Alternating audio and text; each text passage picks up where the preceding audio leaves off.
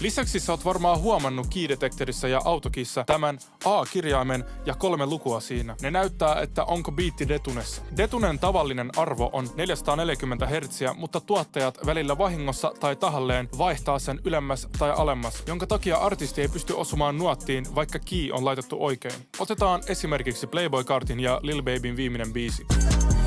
Spin this shit on the breakfast, look at my house, the baddest. Spin this shit on the breakfast, look at my house, the baddest.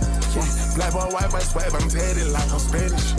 We go SPJ, is a pool party, test me when you in. Ihan sairas biisi kyllä, mut jotenkin huomaa, että Cartin ääni ei ihan osu nuotteihin. Miten tää on mahdollista? Entä kuulostaaks nyt paremmalta?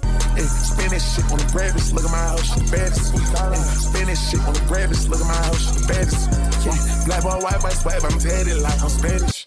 We go SPJ, is a pool party, test me when you in. Mä vaan nostin detuneja Cartin äänessä, jotta se täsmää biittiin. Eli sun pitää katsoa key-detektorilla A-luku ja laittaa se tänne. Kun detuneja on vaihdettu, se meinaa sitä, että nuotti soi 2 nuotin välillä, joten siihen on vaikeata osua.